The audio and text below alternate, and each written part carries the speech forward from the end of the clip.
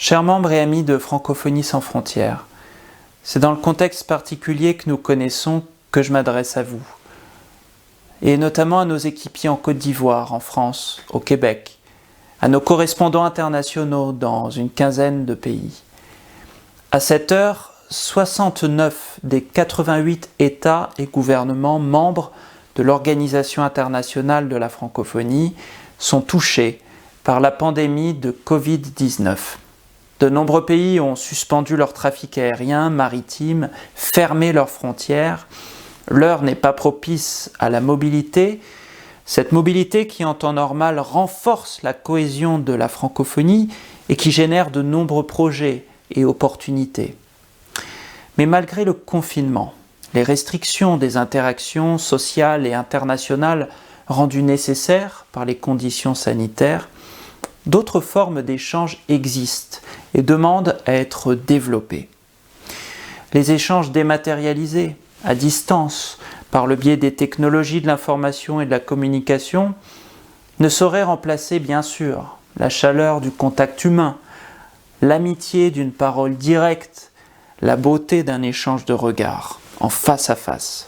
Néanmoins, profitons de cette période pour affiner nos dispositifs de travail et de collaboration à distance, améliorer nos connaissances et préparer les prochains chapitres de notre histoire collective en langue française.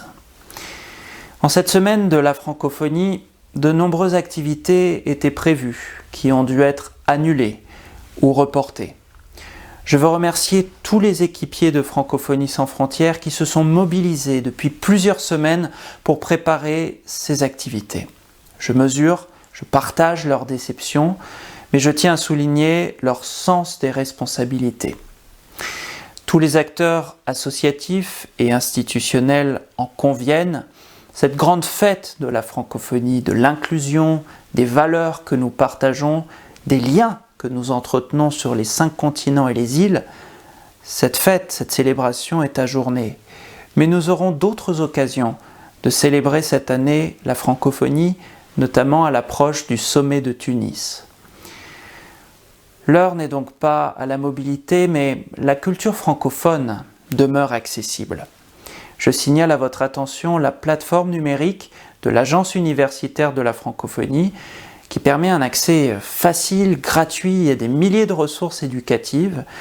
Et je songe aussi à toutes les ressources en ligne que l'on peut trouver des grands musées, des bibliothèques comme la Bibliothèque nationale du Québec ou celle du Centre de la francophonie des Amériques, tous les contenus audiovisuels mis de l'avant par le Festival panafricain du cinéma et de la télévision de Ouagadougou, les audiolibres de Radio France Internationale, les émissions de TV5 Monde, la dictée, Paul Gérin-Lajoie, etc.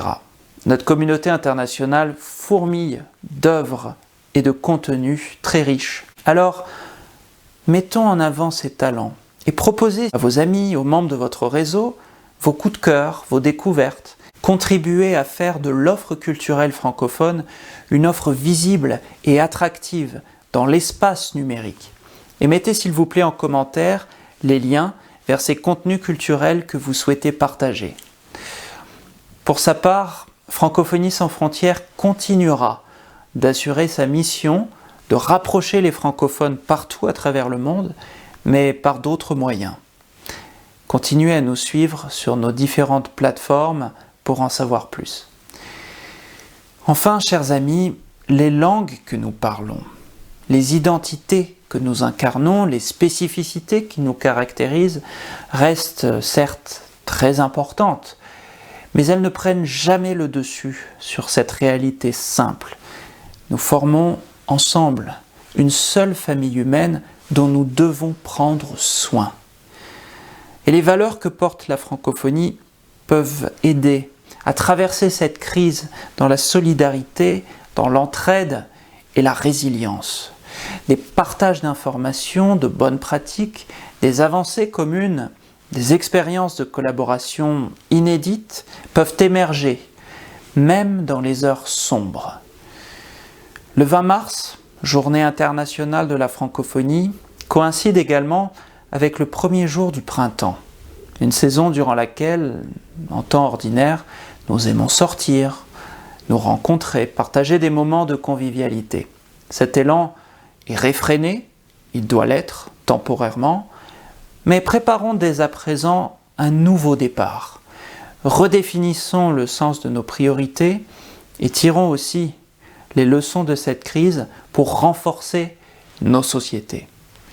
Je transmets donc à toutes et à tous mon soutien dans cette période difficile, avec une pensée particulière pour les personnes atteintes de maladies ou dont un proche l'est, pour les personnels soignants aussi, et toutes celles et ceux qui assurent la continuité des services publics. Je vous dis donc à très bientôt pour ce qui sera, je l'espère, un nouveau départ.